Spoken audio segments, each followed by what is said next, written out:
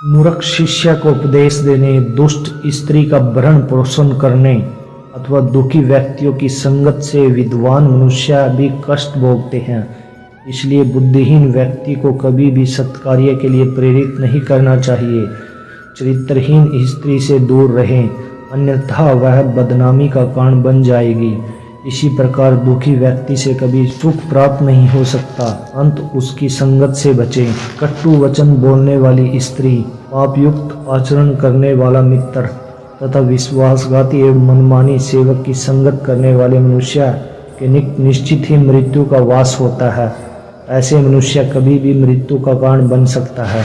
वह मनुष्य बुद्धिमान होता है जो बुरे समय अथवा विपत्ति काल के लिए धन की बचत करता है। ऐसी बचत की यत्नपूर्वक रक्षा करनी चाहिए।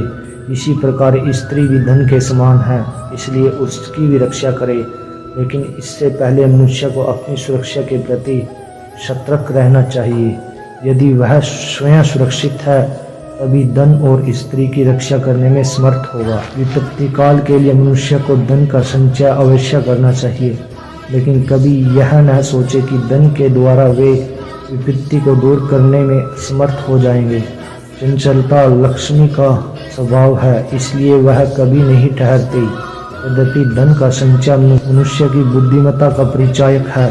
जिस स्थान पर मनुष्य का आदर सम्मान न हो, आजीविका के लिए साधन न हो, अनुकूल मित्र एवं संबंधी न हो, शिक्षा के उपयुक्त साधन न हो, ऐसा स्थान अनुपयुक्त है।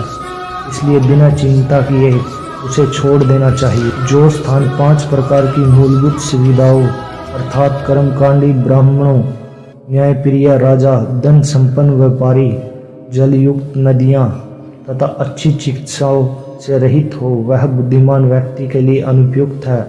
उसका उसी क्षण त्याग कर देना चाहिए। जिस स्थान पर निवास करने वाले मनुष्य लोक परलोक के प्रति आस्था न रखते हों, जो ईश्वर की महत्वता को आविष्कार करें, लोक परलोक का जिन्हें कोई व्यय न हो, जो परोपकार और दानशीलता से रहित हो, बुद्धिमान मनुष्य को कभी ऐसे स्थान पर निवास करने के बारे में नहीं सोचना चाहिए। काम के उत्तरदायित्व से सेवकों का काट अथवा संकट के समय मित्रों की दुख या असाध्य बीमारी में सगे संबंधियों की तथा धनहीन होने पर स्त्री की परीक्षा होती है। चाणक्य के अनुसार मनुष्य का सच्चा हितैषी वही है जो बीमारी, अकाल या शत्रु द्वारा कष्ट दिए जाने पर, किसी संकट या विषम परिस्थितियों में फंस जाने पर तथा मृत्यु के उपरांत शमशान तक साथ देता हो, अर्थात सुख या दुख दोनों परिस्थितियों में साथ देने वाला मनुष्य ही सच्चा मित्र कहलाता है। निश्चित एवं अच्छे कर्म को छोड़कर अनिश्चित एवं बुरे कर्मों की ओर दौड़ने वाला मनुष्य कभी सफल नहीं होता। ऐसी स्थिति में वह दोनों से ही रिक्त हो जाता है। इसलिए जिस कार्य में सफलता निश्चित हो, मनुष्य को केवल वही कार्य करना चाहिए।